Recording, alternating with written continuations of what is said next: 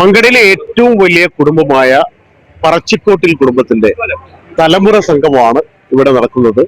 ഏതാണ്ട് 6 തലമുറ, അതായത് വല്യപ്പ സംഗമം. അതിനെക്കുറിച്ച് ആ കുടുംബക്കാരോട് തന്നെ ചോദിക്കാം. ഇങ്ങനെ ഒരു വല്യപ്പ സംഗമം അതെന്താണ്?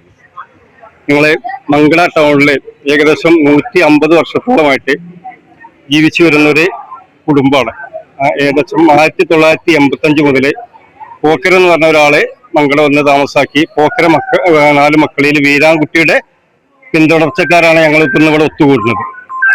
വീരാൻകുട്ടിയുടെ പിന്തുടർച്ചക്കാർ, പിന്നെ അതിൽ ഞങ്ങള് നിലമ്പൂര്, പിന്നെ വയനാട്, പിന്നെ ഈ മങ്കട പ്രദേശത്ത് ഏകദേശം 600-700 ആൾക്കാരുണ്ടാവും.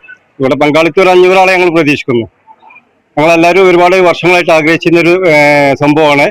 ഞങ്ങൾ 4 മേഖലയിലുള്ള എല്ലാവരും ഒന്ന് ഒത്തുകൂടുക, ഒരു വല്യപ്പാന്റെ മക്കളെ, ഒരു കുടുംബം, ഒരു വീട്ടുകാരും ഒന്ന് ഒത്തുകൂടുക എന്നുള്ളൊരു ഉദ്ദേശത്തോട് കൂടിയിട്ടാണ് ഇന്ന് ആഗസ്റ്റ് 8 ഞങ്ങൾ മങ്കട IMS ഓഫീസിൽ സമ്മേളിച്ചിട്ടുള്ളത്.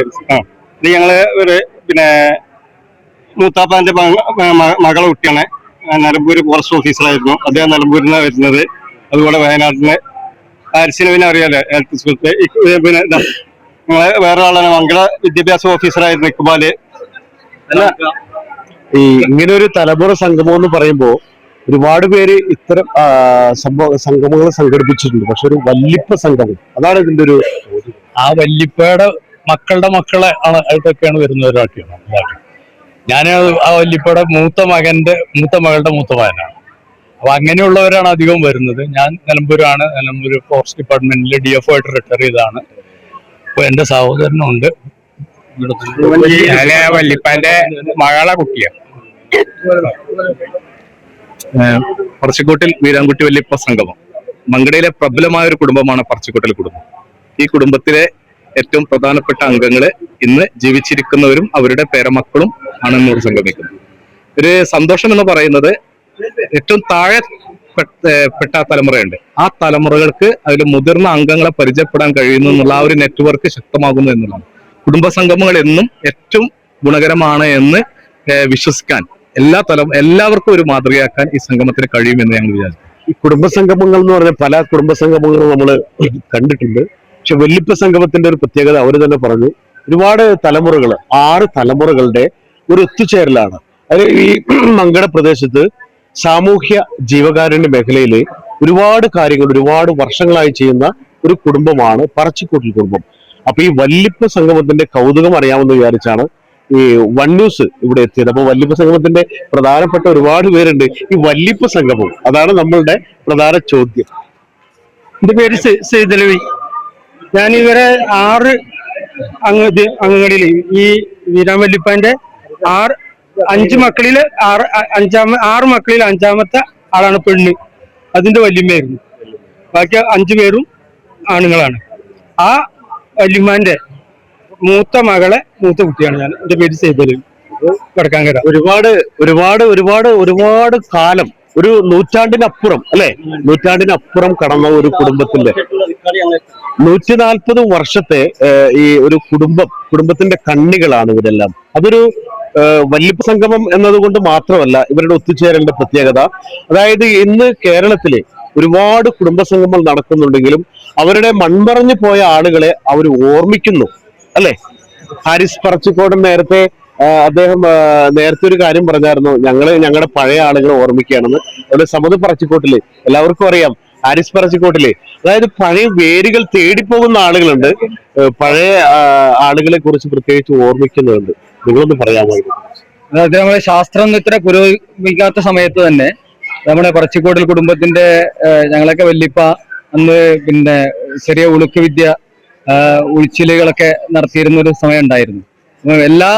ഞങ്ങളുടെ എല്ലാ വല്യപ്പമാരും വളരെ പ്രഗത്ഭരായിരുന്നു എന്നുള്ളതാണ്. അവര് നാടുകൾ സഞ്ചരിക്കുകയും നമ്മുടെ കുടുംബത്തിന്റെ യശസ് ഉയർത്തുന്നതിന് വേണ്ടിയിട്ടുള്ള വലിയ ത്യാഗോജ്ജലമായ പ്രവർത്തനങ്ങൾ അവർ ചെയ്തിട്ടുണ്ടെന്നാണ്. അവരുടെ പിന്മുറക്കാരായത് ഞങ്ങൾ അഭിമാനം കൊള്ളുന്നുണ്ട്.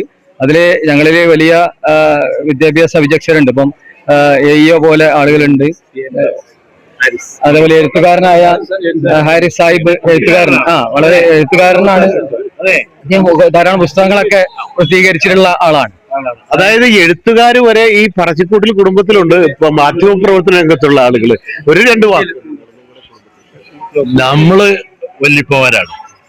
അപ്പൊ നമ്മളെ 2-3 തലമുറ മുമ്പുള്ള ഒരു ബന്ധത്തിന്റെ അടിസ്ഥാനത്തിലുള്ള അത്രയും ഒരു വല്യപ്പയുടെ പേരില് ഇങ്ങനെ വളരെ ദീർഘമായ ഒരു കണ്ണി, ആ കണ്ണിയിൽ ഇപ്പൊ നമ്മുടെ പേരക്കുട്ടികൾക്കും ബാക്കിയുള്ള ആളുകൾക്കും ഒക്കെ ആ കുടുംബ ബന്ധത്തെക്കുറിച്ച്, ആ പാരമ്പര്യത്തെക്കുറിച്ച് പരസ്പരം അറിയാനും പരസ്പരം ബന്ധപ്പെടുന്നതിനും തുടർന്ന് ആ ബന്ധങ്ങൾ നിലനിർത്തുന്നതിനും ഇത്തരത്തിലുള്ള കൂട്ടായ്മകൾ തീർച്ചയായും ഉപകരിക്കും.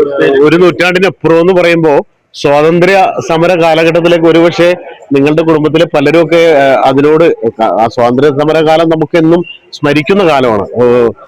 ഈ മങ്കട, അതുപോലെ തന്നെ പെരിന്തൽമണ്ണ, മഞ്ചേരി, അങ്ങനെ ഒരുപാട് സ്ഥലങ്ങളിൽ നിന്ന് അങ്ങനെയുള്ള ആളുകളൊക്കെ ഉണ്ടായിട്ടുണ്ട്. അപ്പൊ നിങ്ങളുടെ തലമുറ, നിങ്ങളുടെ കുടുംബത്തിലൊന്നും അങ്ങനെയൊക്കെ ഉണ്ടായിട്ടുണ്ടാവുമല്ലോ അല്ലെ? കൂടുതൽ അറിയാം. എന്നാ ഓക്കെ. ഈ വർത്തമാനകാലത്ത് തന്നെ ഇപ്പോ സമ്മത് മങ്കടയെ പോലെയുള്ള രാഷ്ട്രീയ സാമൂഹ്യ മേഖലയിൽ പ്രവർത്തിക്കുന്ന ആളുകൾ ഞങ്ങളുടെ കൂട്ടത്തിലുണ്ട്. മങ്കടയിലെ പറച്ചിക്കോട്ടിൽ തറവാട് യഥാർത്ഥത്തിൽ 1921 കലാപ കാലഘട്ടത്തില് ആ കലാപങ്ങൾ നടക്കാതെ പോയ ഇടങ്ങളിലെ ഒരു ഇടമാണ് മങ്കട.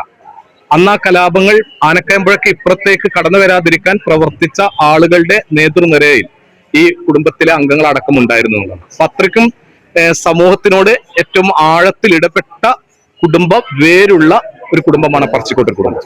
അതാണ് ഈ മങ്കടയിലെ പറച്ചിക്കോട്ടിൽ കുടുംബം. അപ്പോ എനിക്ക് പറയാനുള്ളത്, നമ്മൾ ഒരുപാട് കുടുംബ സംഗമങ്ങളിലെ ഈ പറച്ചിക്കോട്ടിൽ കുടുംബ സംഗമത്തിന്റെ പ്രത്യേകത എന്ന് പറയുന്നത് സ്വാതന്ത്ര്യ സമര കാലഘട്ടത്തിൽ ഇപ്പൊ അദ്ദേഹം പറഞ്ഞ പോലെ വലിയ വലിയ കാര്യങ്ങളിൽ ഇടപെടുകയും നാടിന്റെ, ഇപ്പൊ ഇദ്ദേഹം തന്നെ പറഞ്ഞ പോലെ അവരുടെ പഴയ കാർന്നവന്മാരൊക്കെ, അവരുടെ വല്യപ്പന്മാരൊക്കെ നാട് ഒരുപാട് സഞ്ചരിച്ച് നാട്ടുകാർക്ക് വേണ്ടി ഒരുപാട് ഉപകാരങ്ങൾ, സഹായങ്ങൾ എത്തിക്കുന്ന കാര്യത്തിലും അവർ വളരെ പ്രധാനപ്പെട്ട പങ്കുവഹിച്ചിട്ടുണ്ട്.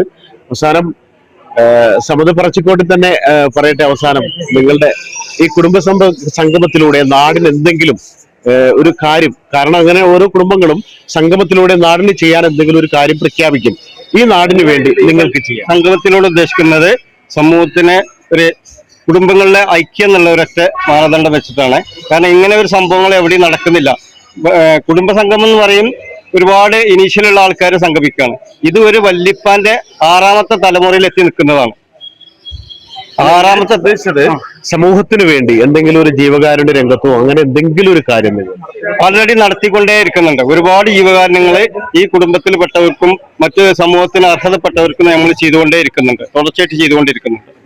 ഇനിയും അങ്ങനെയുള്ള അള്ളാന്റെ അനുഗ്രഹം ഉണ്ടെങ്കിൽ നമുക്ക് തുടരാം.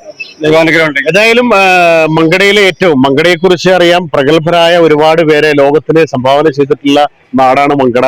ഈ മങ്കടയിൽ പറച്ചിക്കോട്ടിൽ കുടുംബം എന്ന് പറയുന്നത് അവരുടെ വേരുകൾ തേടിപ്പോയാൽ അവരൊരുപാട് സാമൂഹ്യ ജീവകാരുണ്യ രംഗത്ത് സാന്നിധ്യമായിരുന്ന ആളുകളാണ്. ഇന്നും ജീവകാരുണ്യ രംഗത്ത് നിറസാന്നിധ്യമാണ് മങ്കട പറച്ചിക്കോട്ടിൽ കുടുംബം. വേരുകൾ തേടിപ്പോവുക എന്ന് പറയും. വല്ലിപ്പ കുടുംബ സംഗമത്തിന്റെ കൗതുകം തേടി വന്നപ്പോഴാണ് ഇതിന്റെ കുറേയേറെ കാര്യങ്ങൾ മനസ്സിലാക്കാൻ കഴിഞ്ഞത്. ഏതായാലും ഇത്തരം ഒത്തുകൂടല് ഇനിയും ഉണ്ടാകട്ടെ എന്ന് ആശംസിക്കുകയാണ്. ജബ്ബാർ വേണാട്ട്, one news live, Perinthalmanna. The pleasure of personal banking. Mannarkad Rural Service Sahakaranam Bank.